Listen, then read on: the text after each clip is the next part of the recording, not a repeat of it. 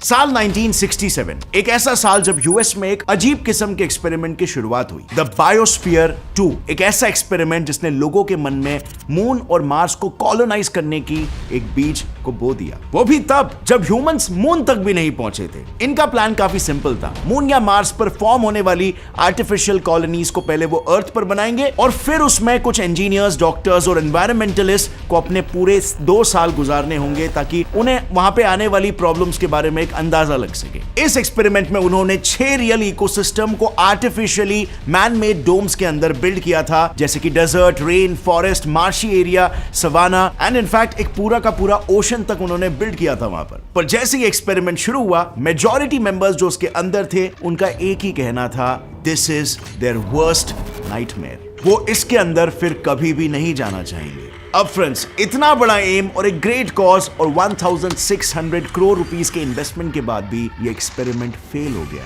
और इसके साथ ही ये एक्सपेरिमेंट बन गया वर्ल्ड का most expensive flop experiment.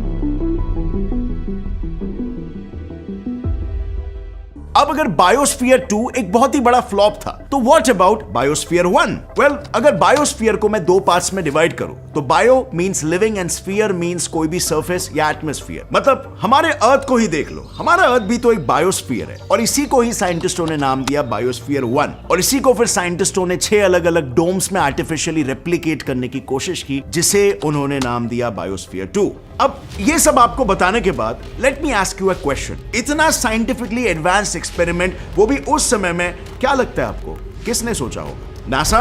Well नहीं।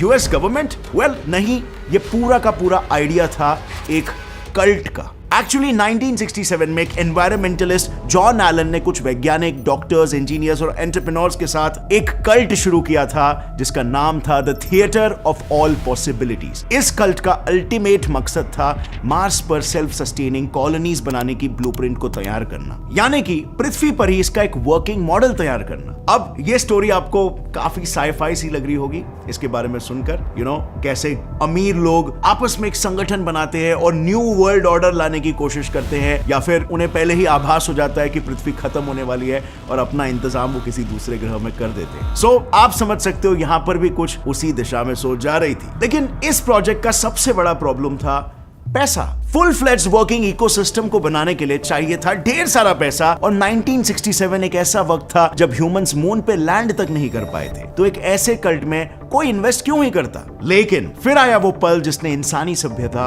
को एक अलग ही लेवल पर पहुंचा दिया। 1969 में नील आर्मस्ट्रांग ने चांद पर अपना सबसे पहला कदम रखा और इसी के साथ लोगों का भरोसा बायोस्फीयर 2 में और भी ज्यादा बढ़ने लगा और उन्होंने इन्वेस्ट करने की सोच ली। आज नहीं तो कल ये कभी ना कभी वर्क तो करेगा ही और इससे जो टेक्नोलॉजी डिवाइस होगी उससे कहीं ना कहीं मुनाफा तो हम कमा ही लेंगे। यही सोच से इस एक्सपेरिमेंट को मिला अपना सबसे बड़ा इन्वेस्टर एडवर्ड बेस, एक अमेरिकन बिजनेसमैन, फाइनेंसर, फिलैंथ्रोपिस्ट और एनवायरमेंटलिस्ट। इनकी सोच ये थी कि अगर एक्सपेरिमेंट वर्क किया तो फ्यूचर में नासा के साथ एक बड़ी डील साइन करके वो अपना पूरा पैसा रिकवर कर लेंगे और अगर फेल भी हुआ तो इस पूरे एक्सपेरिमेंट को एक अम्यूजमेंट पार्क में कन्वर्ट कर दिया जाएगा, तो उसकी टिकटें बेचकर लॉस को रिकवर कर दिया जाएगा। मतलब उन्हें दोनों साइड से फायदा ही फायदा नजर आ रहा था और इसीलिए बिना किसी नेक्स्ट थॉट के एडवर्ड ने एलन के उस प्लान में इन्वेस्ट कर दिया और एलन ने भी बिना किसी देरी के काम चालू करवा दिया। उन्होंने इस पूरे कंस्ट्रक्शन के दौरान खासकर 4 चीजों पर सबसे ज्यादा ध्यान दिया। एक ह्यूमन हैबिटेट एरिया जिसमें 8 लोगों के रहने और ऑर्गेनिक फार्मिंग का इंतजाम किया गया था। दूसरा था pyramid shape glass enclosed area जिसमें पृथ्वी के बायोस्फीयर के 6 डिफरेंट इकोसिस्टम्स रिक्रिएट किए गए थे और तीसरा था अंडरग्राउंड टेक्नोस्फीयर एरिया जो इन दोनों एरियाज को इलेक्ट्रॉनिक सपोर्ट सप्लाई करवाता था। And last but not the least, इस पूरे ग्लास एंक्लोजर के इंटरनल और एक्सटर्नल प्रेशर के बीच बैलेंस बनाने के लिए उन्होंने 2 आर्टिफिशियल लंग्स बनाए थे जिसमें बड़े बड़े डायफ्राम मेम्ब्रेन्स को ऊपर नीचे मूव करके बायोस्फीयर 2 के अंदर और बाहर एयर प्रेशर को इवनली बैलेंस किया जा सकता था। बस फिर क्या था, हो गई इस असल एक्सपेरिमेंट की शुरुआत। इस प्रोजेक्ट को टेस्ट करने के लिए 8 लोगों की टीम बनाई गई जिसमें medical doctors, researchers, aerospace executives और इकोलॉजिस्ट जैसे लोग शामिल थे जो अगले 2 साल के लिए इस बायोस्फीयर में फुल्ली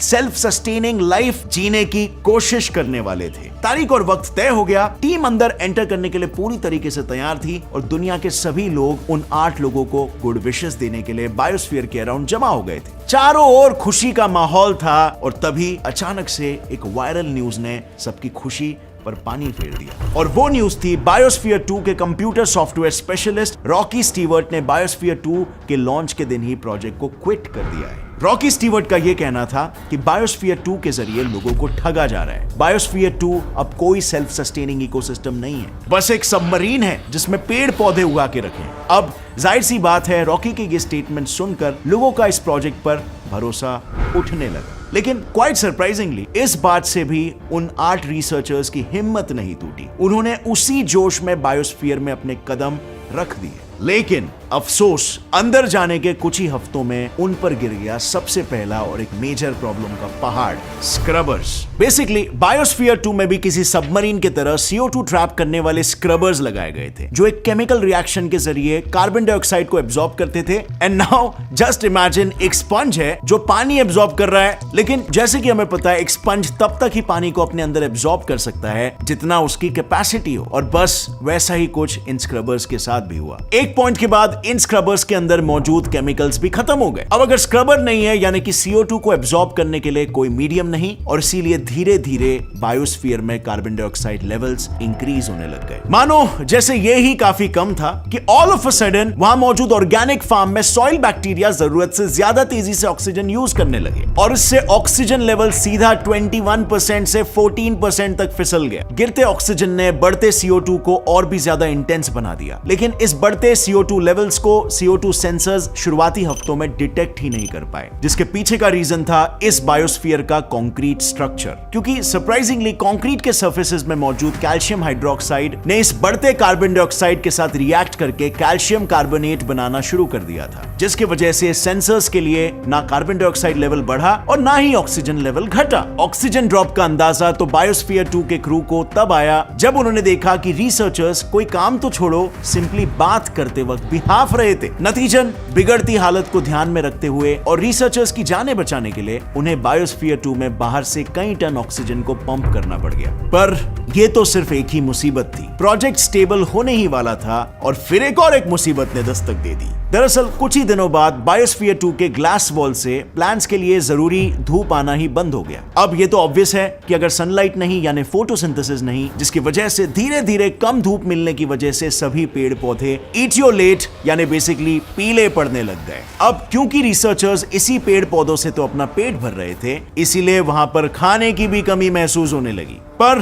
जैसे तैसे करके दिन तो काटने ही थे, इसीलिए उन 8 रिसर्चर्स ने इसे चैलेंज समझकर कुछ हफ्तों के लिए फसलों को छोड़ के उनके बीजों पर ही अपना गुजारा करना शुरू कर दिया। लेकिन जब ये एक्टिविटी नीचे टेक्नोस्फीयर में बैठी कंट्रोल टीम ने ऑब्जर्व किया और उनका हेल्थ चेकअप किया, तब ये पता चला कि उन रिसर्चर्स को अपनी डाइट से एवरेज कैलोरीज से काफी कम कैलोरीज मिल रही थी, जिसकी वजह से उनका तेजी से वेट लॉस हो रहा था और वो वीक हो रहे थे। ये सब होता हुआ देख मजबूरन उन्हें प्रॉपर हेल्थ के लिए फिर एक बार बाहर से फूड सप्लाई करना पड़ा। और ऐसे ही आगे भी बी हाइव्स में से बीस का मर जाना, ओशन में कोरल्स का मर जाना, ऑक्सीजन और फूड सप्लाईज का शॉर्टेज बढ़ते जाना, ये सारी मुसीबत मानो पीछा ही नहीं छोड़ रहे थे। और अंत में इस सब से तंग आकर और इन सब प्रॉब्लम से जूझने के लिए इस बायोस्फीयर के दरवाजे को तकरीबन 29 टाइम्स खोलना पड़ा था। मतलब जहां इस प्रोजेक्ट को बनाने के पीछे का मेन मकसद था एक सेल्फ सस्टेनिंग कॉलोनी बनाना, वो तो शुरुआत के ही कुछ महीनों में या इवन हफ्तों में फ्लॉप हो गई।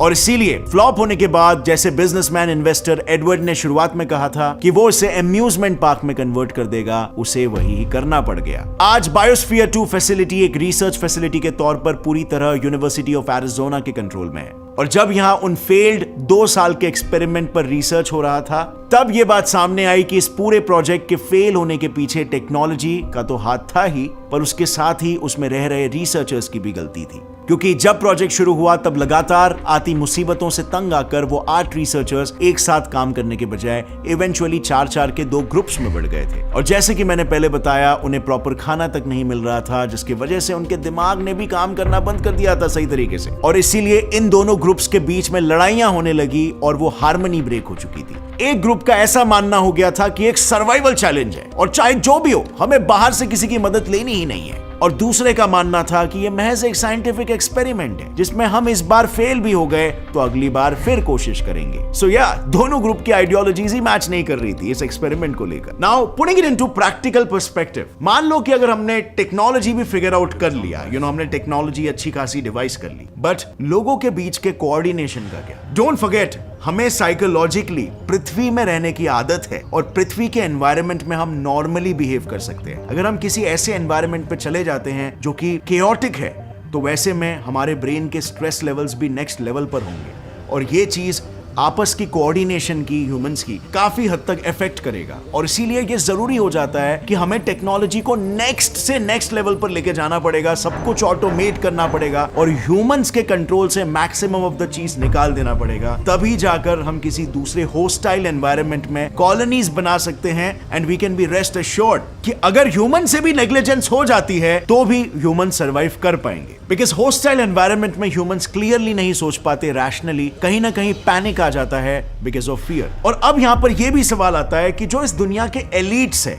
एलिट कंट्रीज, एलिट बिजनेसमैन, उनके पास बहुत पैसा है और वो डेफिनेटली चाहेंगे कि वो ऐसे किसी कॉलोनी को किसी दूसरे प्लैनेट पे बनाए। अब जो फर्स्ट कॉलोनी वहां पर सेटल होगी वो हमारे अर्थ से डेफिनेटली हेल्प और सप्लाईज तो मांगेगी, लेकिन आगे चलते डेफिनेटली अक्रॉस द प्लैनेट उस कॉलोनी का एक्सपेंशन होने लगेगा और उस कॉलोनी से कोलोनियलाइजेशन स्टार्ट ना हो जाए, इस बात का डर है। 1783 में क्या हुआ था? ब्रिटिश अमेरिकन कॉलोनीज खुद ही ब्रिटिशर्स से परेशान हो गए थे और अपने आप को एक इंडिपेंडेंट कंट्री डिक्लेयर कर दिया जिसका नाम था अमेरिका। यहां पर ब्रिटिशर्स की गलती क्या थी? उन्होंने अपने ही लोगों को हद से ज्यादा कंट्रोल करने की कोशिश की, जिससे अमेरिकन अब उनसे चिढ़ने लगे थे और उन्होंने बोला we will create our own separate country. What if आगे जाके मार्शियन कॉलोनीज भी इवेंचुअली हमारे कंट्रोलिंग बिहेवियर से तंग आकर हमारे प्लैनेट से कनेक्शन ही तोड़ दे once they are comfortable over there? तो फिर सोचने वाली बात यह है कि कभी ऐसा हुआ तो वो एक अलग ही सिविलाइजेशन बन जाएगा और फिर कभी हमारी और उनकी आपस में मतभेद हुई तो वो एक स्पेस वॉर में ना